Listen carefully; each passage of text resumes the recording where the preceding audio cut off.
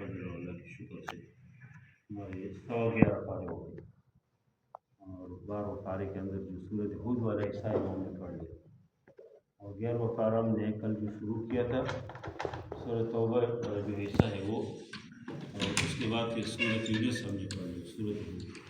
الحمدللہ سورۃ توبہ کے اندر کل میں نے ذکر کیا تھا کہ غزوہ تبوک اللہ تعالیٰ نے بہت تفصیل کے ساتھ اللہ نے ذکر کیا۔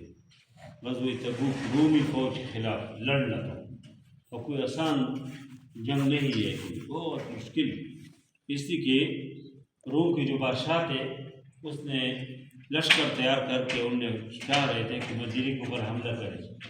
نبی کریم صلی اللہ علیہ وسلم تو صرف مسجد کے اندر بیٹھے ہوئے آدمی نہیں تھے، ماشاءاللہ پیغمبر سے بہت بیدار نبی تھے، وہ پوری دنیا کے حالات سے باخبر رہتے تھے۔ ان کو معلوم ہوا کہ قیصر روم ہمارے اوپر حملہ کرنا چاہتے ہیں، تو اللہ کے نبی صلی اللہ علیہ وسلم نے فرمایا کہ بجائے کہ وہ آئے ہم چل دیں، لیکن وہ موقع اس طرح تھا کہ فصل بھی بالکل تیار، فصل جب تیار ہو اور پوری سال کے آپ کی اس فصل کی توقع ہے کہ اس سے آمدن آ جائے، اور کوئی آمدن آپ کی ہے نہیں، کھجور کی فصل، دیگر فصل، پھر کون فصل چھوڑ دے؟ ایک تو یہ فصل بالکل تیار، دوسرے کہ بہت سخت گرمی، شدید قسم گرمی، اس گرمی میں روم تک جانا اور رومی فوج کو پیچھے کرنے کو آسان کام نہیں تھی۔ تیسری بات اس میں یہ تھا کہ بہت دور جانا تھا، بہت دور، بہت مشکل مرحلہ تھا۔ چوتھی بات اس میں یہ تھی کہ بہت زیادہ اس میں مرحلہ یہ تھا اس میں کہ رومی فوج کا مقابلہ تھا، وہ بہت زیادہ ماہر فوج، اس کے مقابلے میں ہم لوگ لڑنے کے لیے جائے تو اس سے ہر آدمی تیار نہیں ہو رہا تھا۔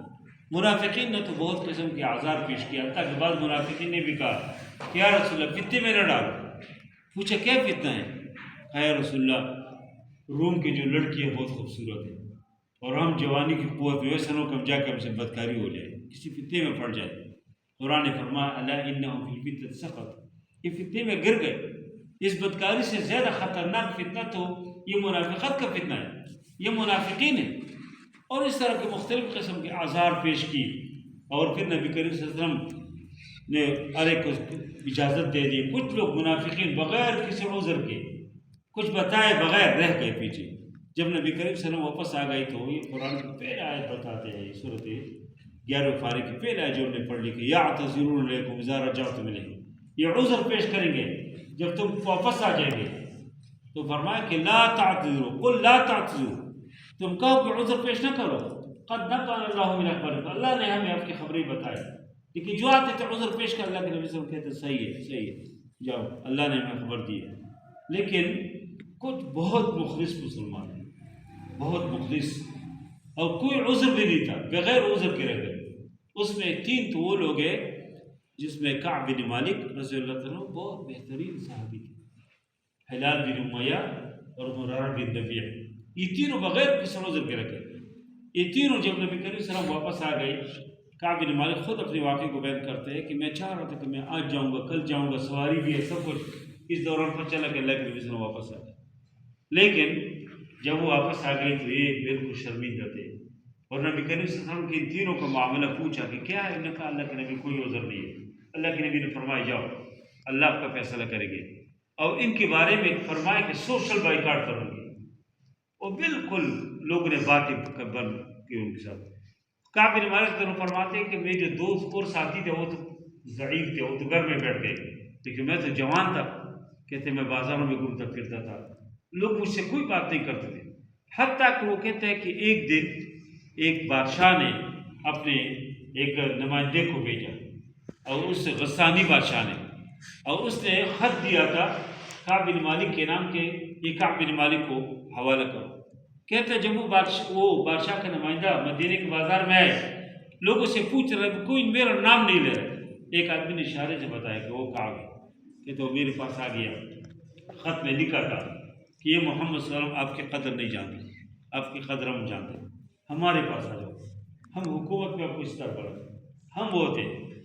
اور کوئی ہمارے کس امریکہ کی جگہ سے خط آتے، کتنے لوگ دیکھو نا، پارٹی ہے، فلان نے جی فون کیا، فلان نے یہ کیا، فلان نے، کتنے لوگ کریڈٹ لیتے، لیکن کعب بن مالک ضرور فرماتے ہیں کہ میں نے جب خط دیکھا تو میں رویا کہ ایک کافر بادشاہ مجھ سے امید رکھتے کہ میں اسلام چھوڑوں.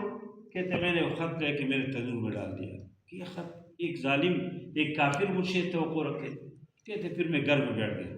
کہتے ایک دن میں گھر کی چھت کے اوپر بیٹھا ہوا تھا تو میرے چچا سات بھائی تھے بچپن کے دوست. کہتے اتفاق سے وہ چھت کے اوپر آ گئے. میں نے سلام کیا, اس نے کوئی جواب نہیں دیا. کہتے میں نے پوچھا کیا میں منافق ہو گیا ہوں؟ اس نے کہا اللہ واللہ کے رسول جائے میں بس اللہ کے نبی نے مانے کہ بس من ہے. ہاں تو کہتے میں جب مسجد جاتا تھا تو اللہ کے نبی صلی اللہ علیہ وسلم بیٹھے ہوتے تھے. میں جب سلام کرتا تھا تو اللہ کے نبی صلی اللہ علیہ وسلم ہونٹ ہلتے تھے لیکن میں آواز نہیں سنتا تھا. اللہ کے نبی صلی اللہ علیہ وسلم جواب دیتے لیکن بالکل خفیہ. جب میں نماز کے لیے کھڑا ہوتا تو اللہ کے نبی مجھے دیکھتے تھے. اس لیے کہ مخلص صحابی ہے, بچپن کے دوست ہے, لیکن جب میں سلام پھیرتا تھا تو اللہ کے نبی مجھے نہیں دیکھتے. کہتے میں بہت خفا ہوتا تھا کہ کیا ہو. اور بالآخر 40 دن کے بعد کہا کہ بیوی بھی الگ کر. کہتے ہم نے پوچھا کیا طلاق دے رہے؟ کہا نہیں, ان کو اپنے والدین کے میکے میں بھیج. اور 50 دن کے بعد پھر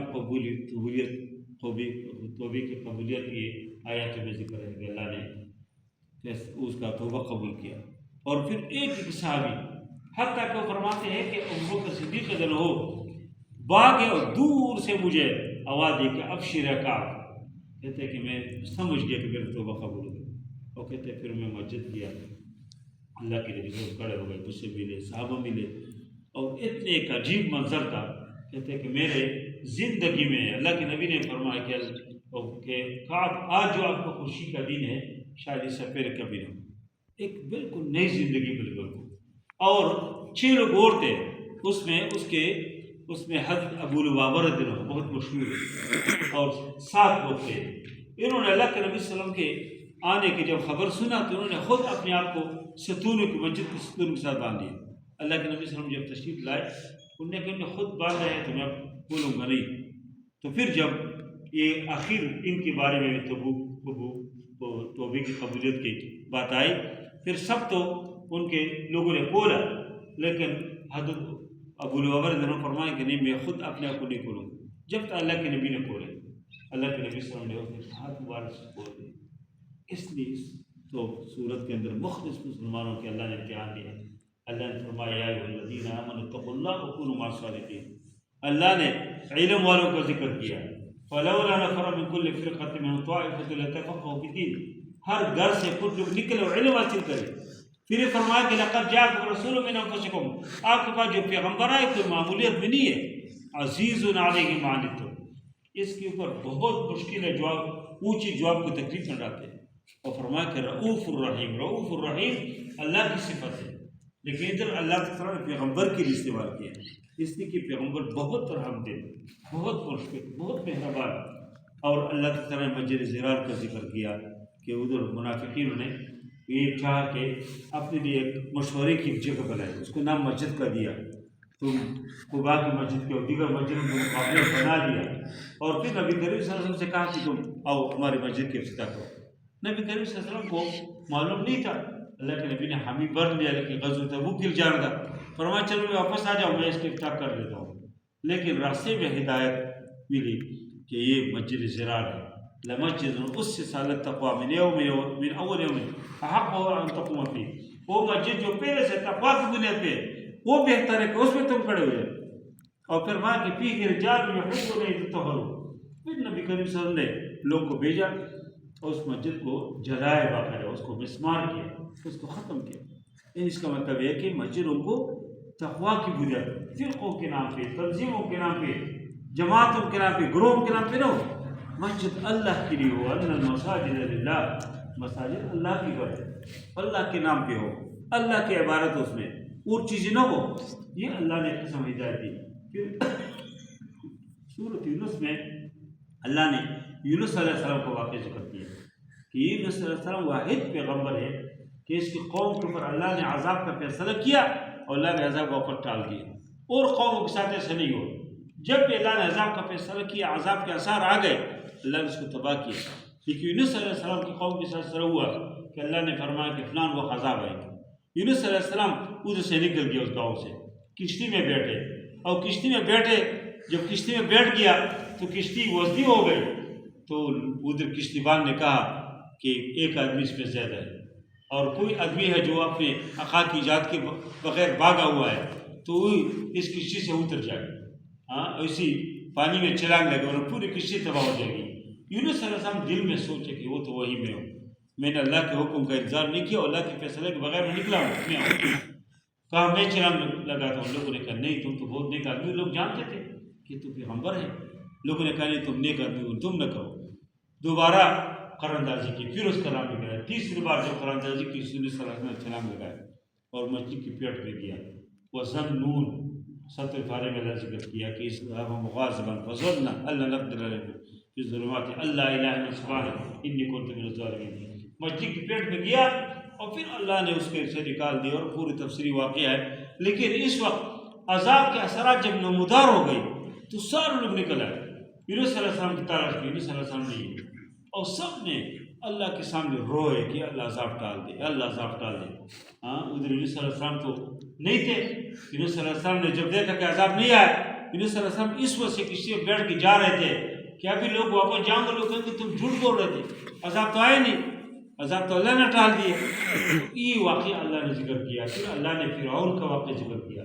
فرعون جب اللہ نے تباہ کیا، موسیٰ علیہ السلام اور اس کے لشکر جب جا رہے تھے، پیچھے پیچھے جا رہے تو پانی کا اندر اللہ نے 12 راستے بنائے اور خوبی کے ساتھ بنی اسرائیل مصر سے نکل آئے۔ پیچھے فرعون بھی گیا۔ فرعون جب درمیان میں پہنچے، اللہ نے پانی کو حکم دیا، وہ تباہ ہو گیا۔ جب وہ تباہ ہو رہے تھے اس وقت انہوں نے کلمہ پڑھا، انہوں نے کہا کہ میں آمنت انہ لا الہ الا الذی آمنت بہ بنی اسرائیل، میں اس اللہ کے اوپر ایمان لا جس کو بنی اسرائیل نے ایمان لایا۔ اللہ نے فرمایا کہ آن ابھی ایمان لاتے ہو، وقد عصیت قبل وکنت من المفسدین۔ اس کا مطلب ہے کہ غرغری کی حالت ایمان کے قابل قبول نہیں ہے۔ جب آپ بالکل دنیا سے آپ کی توقع ختم ہو جائے، تباہ ہو رہے اور پھر آپ ایمان لاتے، یہ اللہ کو منظور نہیں ہے۔ اللہ نے قرآن کے حقانیت ذکر کیا، قل یا ایھا الناس قد جاءتکم موعظۃ من ربکم وشفاء لما فی الصدور۔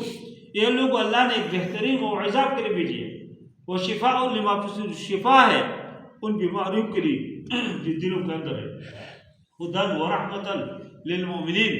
اور فرمایا کہ قل بفضل اللہ وبرحمتہ فبذلک فلیفرحوا، اس کو اوپر لوگ خوشی منائے، هو خیر مما یجمعون۔ یہ بہت بہتر ہے قرآن سے تعلق ان تمام چیزیں جو لوگ جمع کرتے، جو لوگ درہم و دینار، ڈالر اور روپیہ جو جمع کرتے تو اس سے بہتر ہے کہ لوگ اس قرآن کی طرف آئے۔ اور اللہ تعالیٰ نے آغاز سے بھی قرآن کے حقانیت ذکر کیا، الف لام را کتاب بتایا تو کتاب انزلناہ الیک، اور یہ مختلف آیات الکتاب الحکیم، یہ سب قرآن کے حقائق اللہ نے جگہ جگہ ذکر کیا۔ اللہ تعالیٰ ہمیں سمجھ بھی عطا فرمائے، اس قرآن کو اللہ تعالیٰ ہمیں پڑھنے اور اس کے مطابق زندگی گزارنے کے لیے عطا فرمائے۔ صلی اللہ تعالیٰ علیہ وسلم۔